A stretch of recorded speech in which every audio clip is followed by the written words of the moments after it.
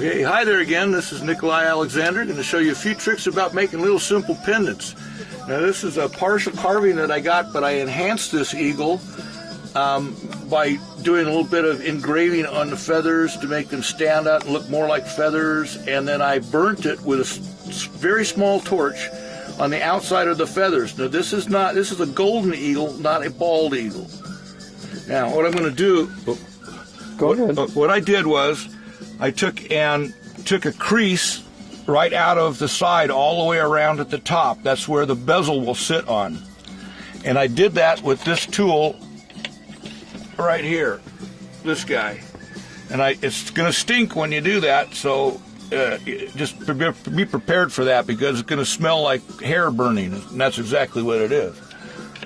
So, and now what we're going to do is I'm going to take bezel, which is the wide strap bezel, and I'm going to fold it around that little crease until it's tight, and then I'm going to mark where it comes together right at the seam. And now I just take and cut along that line that I just marked. Now to put this together so we can solder this bezel. On bezels, you always use hard solder. Always, always, always. There's no exceptions to the rule. And the reason for that is the silver bezel is pure silver. Don't use the purest silver content with the least amount of zinc. You end up getting a gray line after a little while wearing the piece, which shows out at being oxidation where that alloy metal is. So if you use hard solder, it's much better. Now I'm just using acetylene air. It's a simple little acetylene air tank is all it is. And this is hard solder. And with my hard solder, what I do a lot of times is I do a double loop like that so they know it, make a figure 8 at the end. Then I know it's always hard solder. See where I'm putting this solder right there? Right on the edge, right on the very edge of the seam. Now what I'm watching is I'm watching the color of the flux. It turns clear, boom. See how fast that goes? You just touch it and zip, it goes right across the seam. Now, by the way, this is sulfuric acid or pickle and just plain water. The reason for doing that is when the bezel is flat like that, you get a nice clean solder line. And now we'll shape it. Now I'm just bending it around so it's going to fit on there perfect. What I'm trying to do is not get too big of a piece of silver there. Flux is your friend. The more flux you use, the better off you are. And you'll know by the color of the flux when your solder is ready to be put down there. Now this is regular easy solder, and I do one single loop. Is you're going to watch the color of the flux. First it's going to turn white and bubble up just like that. Then it's going to turn black. Then it's going to turn red. And keep your torch moving all the time and keep it away from your seam. Now when it turns red and it's just starting to turn white, you put your solder down in there right near where the seam is and start your solder flowing from that point. And see how easy that just flowed all the way around there? Once you got the seam down, then the hard solder will not flow out of the seam. And then I'm just going to take a pair of tin snips, and I'm going to cut the excess silver off the outside of this. And then I'm going to take just a flat file, I'm going to file it all the way around. Now if you notice how I'm doing the filing, where I'm actually having my wrist move like this, that gives you a nice, clean, smooth file line without having little flat facet spaces, which is what you don't want. Where it was supposed to go, but the solder did not flow exactly across the whole seam, leaving a little pit there. Hold on a second and I'll show you once I get this all filed out. We'll go back and we'll fix that. You can see how it's done. It's very easy to fix. Now I'm taking and putting a small bevel on the edge to get the filing marks off of there. If you look very closely, so what I'm going to do is I'm going to flux on the outside and on the inside of that. Now it's going to set it down there with the seam toward me. Well, this time I'm going to use the little of Super Easy. And Super Easy, I do 2 loops adjacent, like you do easy, but 2 loops make it identified that that's Super Easy. It has more zinc in it, but you're just trying to fill up a little space and it'll mix with the other solder.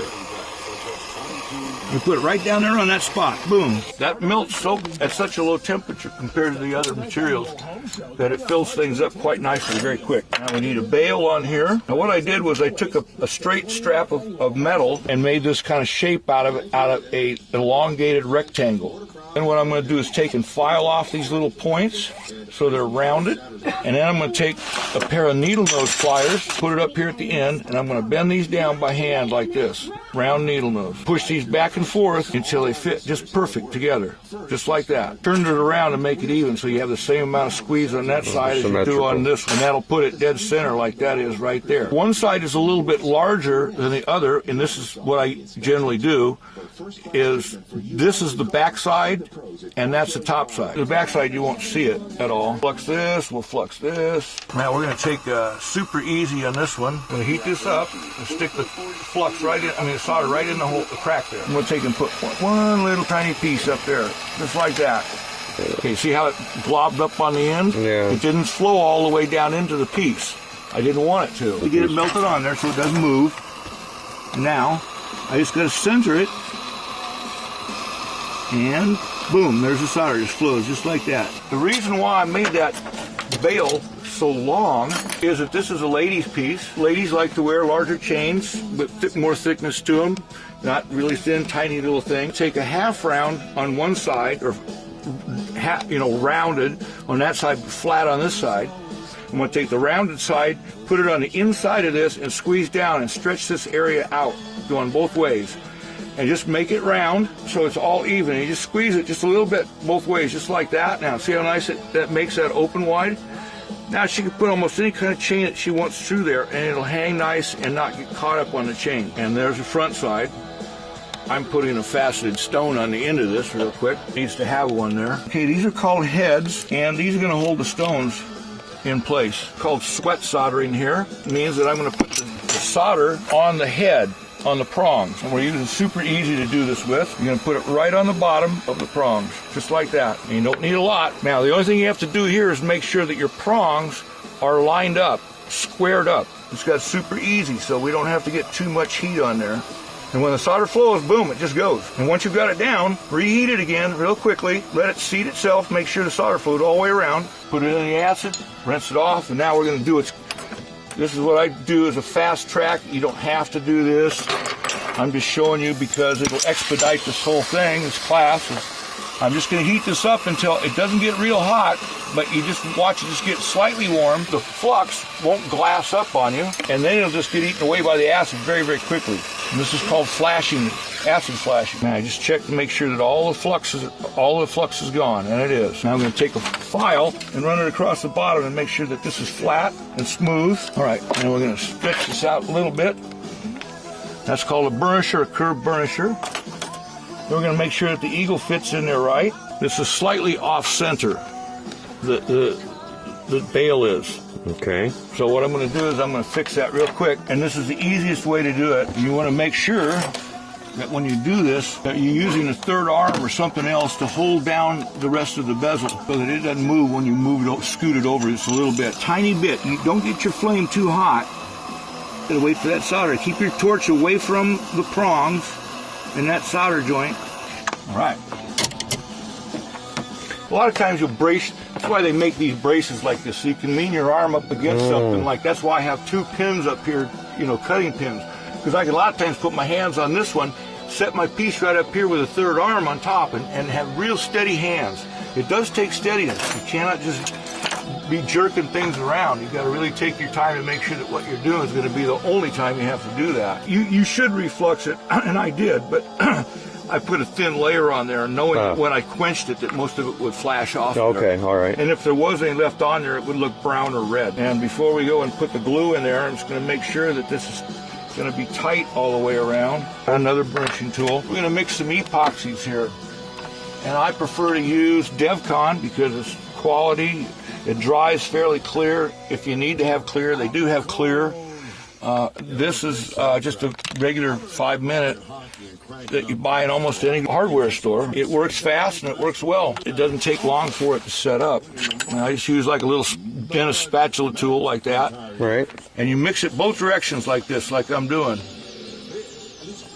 Make sure it's really mixed up well, because the better it's mixed up, the harder it'll set up. Now you don't want to put too much in there because you've got a little bit of space at the top, but you don't want this squeezing out very much on top of the eagle.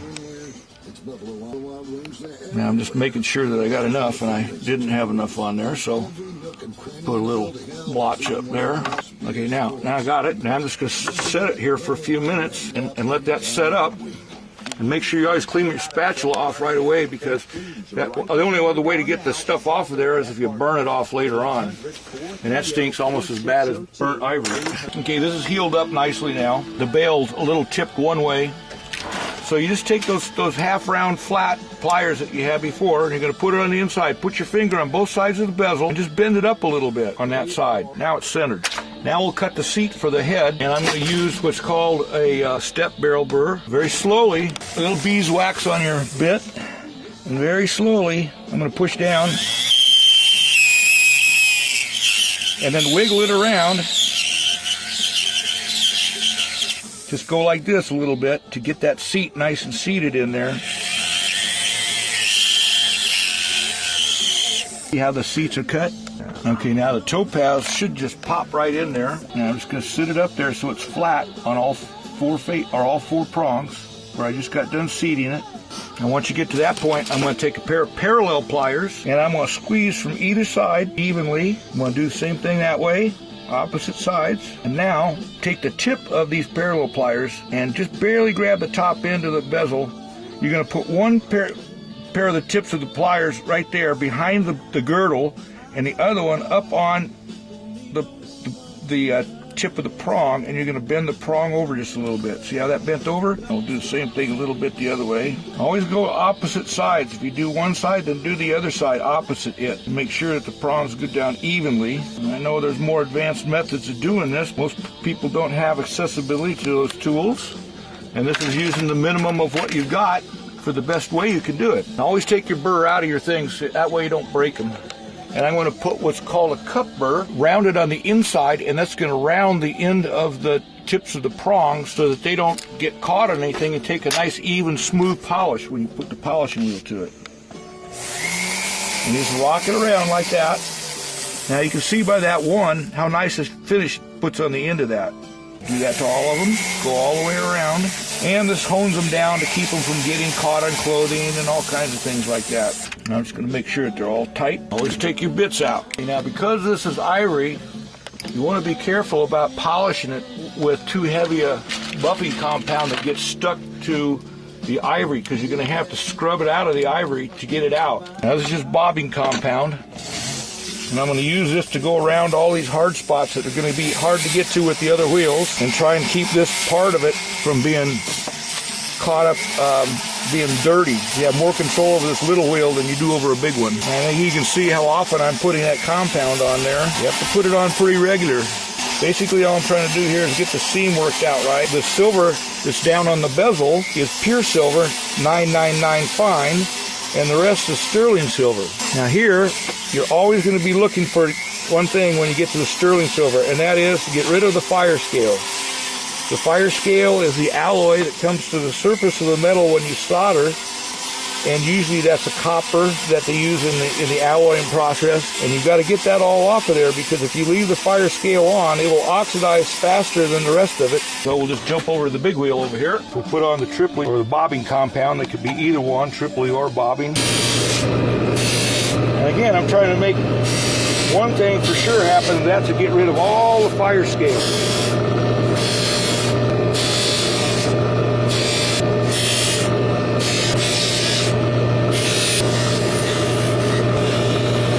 Now when you get to the prongs with this big wheel, you're going to do this.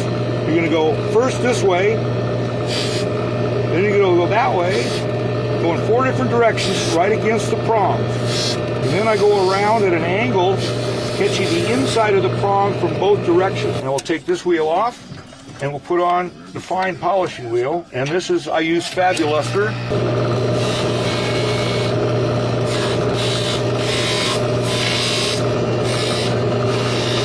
Fuzzies out. I'm just going to take and, rather than soak it in there, brush it and try and get the compounds that are there. Awesome orange and water. Does that work better than the Parsons blue? It does not, but the Parsons blue stinks really. Blue Parsons ammonia works better than anything, but you got to keep a lid on it when you're not using it. I'm just trying to clean off the polishing compound that's kind of piled up on the inside of the bale there. And you want to make sure you get all the stuff out of the bale.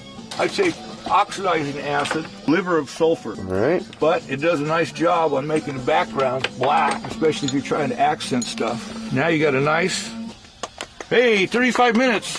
Woohoo! All right.